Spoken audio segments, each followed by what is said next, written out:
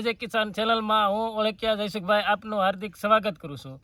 તો આ વખતે ઘણા સરગવામાં ઘણી જાતના પ્રોબ્લેમ આવ્યા છે। આજ તારીખ 26/1/2025 તો ઘણા ખેડૂતના ફોન આવે છે કે જયસુખભાઈ અમારે તમારે કેવોક છીંગવું બની છે। તો આ વખતે એવી સમસ્યા આવી છે કે ફાલ આવે છે પણ છીંગ બનતી નથી। તો એના માટે ઘણા ખેડૂત કહે છે કે ભાઈ અમારે આ તકલીફ છે। તો મારે ખેડૂત ભાઈઓને કહેવું હતું કે મેં આ વરસાદ ગયા પછી મેં આમાં ખાલી 4 જ પાણ આપ્યા છે।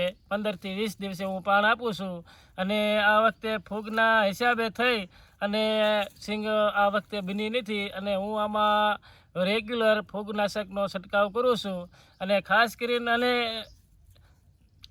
કરીને આમાં ઈયળ અને ફૂગનો જ બે જ મેં રાઉન્ડ મારું છું। બીજી કોઈ પણ જાતની દવા આપતો નથી। ઘણા ખેડૂત કહેતા હોય છે કે મેં આ દવા વાપરી છે, આ દવા વાપરી છે, પણ તોય અમારે માલ બનતો નથી। પણ અમે ખાલી ઈયળ અને ફૂગનો જ છંટકાવ કર્યો છે તોય અમારે તમે જોઈ શકો છો કે આમાં કેટલો માલ બન્યો છે।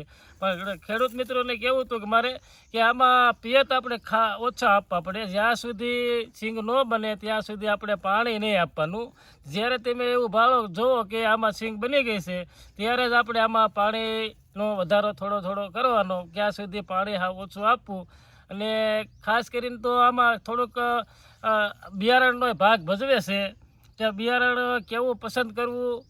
તો બિયારણ આપણે તમે જોઈ શકો છો આમાં એક સાથે કેટલી 5 થી 7 એક જ લૂંગમાં છીંગો આવે છે। તમે લાઈવ જોઈ શકો છો। આમાં મેં આજ સરગવો ઉતારું છું એટલે મેં કાપી નાખ્યો છે અને છીંગ પસંદ કેવી કરવી તો એની ડીટીયુ રહ્યું ને ડીટીયુ એક પણ જરાક પણ નીચેથી બગડવું ન જોઈએ। એકદમ આમ કલરમાં જ હોવી જોઈએ, ગ્રીન લીલી છીંગ હોવી જોઈએ, જેથી કરીને આપણને બજારમાં સારો એવો ભાવ મળે છે। અને જે ભાઈને આ બિયારણ જોતું હોય તો મારો સંપર્ક કરવો 92650 17 053 એ નંબરમાં કોલ કરવો। અને અમારી વાડી આવી છે ચોટીલાથી જસદણ રોડ ઉપર વચ્ચે જ અમારું ગામ આવે છે। ત્યાં અમારે આ 12 વીઘાનો સરગવો છે તો આજે અમે આ ઉતારવી છીએ। ઘણા લોકોને અત્યાર સુધીમાં ઘણાના ફોન આવે છે કે અમારે છીંગ બનતી નથી। તો એમાં બિયારણનો પૂરેપૂરો ભાગ ભજવે છે।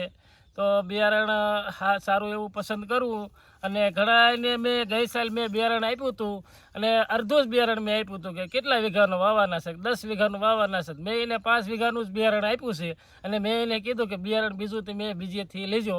પણ આ વખતે મારે બધા ખેડૂતના ફોન આવે છે કે જયસુખભાઈ તમારું બિયારણ સારું છે, તમારા બિયારણમાં જલ્દી છીંગ આવે છે, કલર સારો છે, બજાર ભાવમાં સારું છે, તો તમારું બિયારણ બહુ સારામાં સારું છે।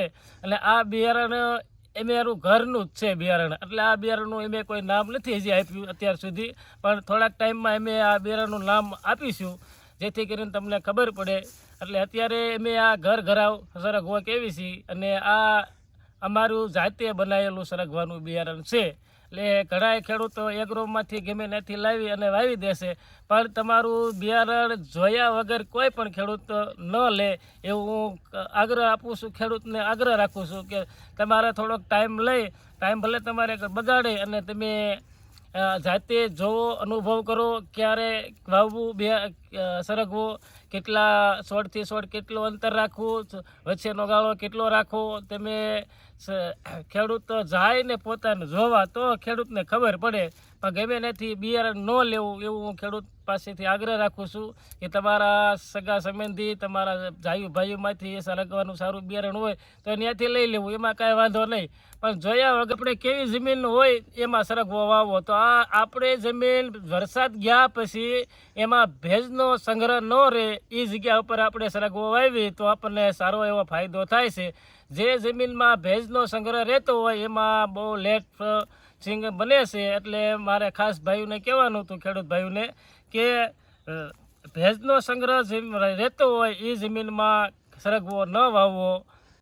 ઘણા ખેડૂત મિત્રો કહેતા હોય છે કે જયસુખભાઈ આ બિયારણ અમારે વાવવું હોય તો અમારે ક્યારે વાવવું? તો આને પહેલા મહિનાથી આપણે 6ઠ્ઠા મહિના સુધી આપણે આ સરગવો આપણે વાવી શકીએ છીએ। અને આપણને આમાં મેન ભાગ ભજવે છે મધમાખી। તો મધમાખી આવે તો જ આપણે છીંગ બને છે ઝડપી। તો જેથી કરીને ખેડૂતને મિત્રોને મારે એટલું કહેવું હતું કે મધમાખી વહી જાય અને મરી જાય એવી દવા ન છાંટતા, જેથી કરીને આપણને રેગ્યુલર રોજે રોજ મધમાખી આવે તો જ સિંગ સારી એવી બને છે. ઘણા ખેડૂતો એવું કહે છે મને કે જયસુખભાઈ આનું અંતર કેટલું રાખવું, પણ આપણી કેવી જમીન છે એની માથે આધારિત રહેશે. અમારે કાળી માટી છે, ભેજનો સંગ્રહ નથી બિલકુલ રહેતો. વરસાદ ગયા પછી અમારે બિલકુલ ભેજ રહેતો નથી. એટલે આ સરગવો મારો 12 વીઘાનો છે, એમાં મેં છોડથી છોડ 5 ફૂટનું અંતર રાખ્યું છે અને વચ્ચેનો ગાળો મેં 19 ફૂટનો રાખ્યો છે, જેથી કરીને હું આમાં કટિંગ કરું ત્યારે હું શાકભાજી વરોવરે વાવું છું. એટલે ગઈ સાલ મારે આમાં 4,500 મણ સરગવાનું વેચાણ મેં કર્યું છે આમાં, આ સરગવામાંથી. એટલે આને મેં વરસાદ પહેલાં જેઠ મહિનાની પહેલાં મેં આ 10 દિવસ પહેલાં આનું મેં કટિંગ કર્યું હતું. અને અત્યારે તમે જોઈ શકો છો કે આમાં કેટલી સિંગ બની ગઈ. તો જે ભાઈઓને માહિતી લેવી હોય ક્યારે વાવવો, એમાં શું આપણે કઈ દવા છાંટવી, એ મને કોલ કરજો. અને જે ભાઈઓને બિયારણ લેવું હોય તો એ મારો સંપર્ક કરવો, અને જેથી કરીને તમને ખ્યાલ આવે અને અમારી વાડીએ મુલાકાત લેજો એવી હું તમને વિનંતી કરું છું. પણ ક્યારેય કોઈનો સરગવો જોયા વગર ક્યારેય કોઈ પાસેથી બિયારણ ન લેતા. તમે પહેલાં ખાતરી કરી લેજો, અને ક્યારે વાવવું, ક્યારે કેટલું અંતર રાખવું, કેવી તમારી જમીન છે, એવા સારા એવા ખેડૂત મિત્રોને મળી અને પછી જ તમે સરગવાનું વાવેતર કરજો.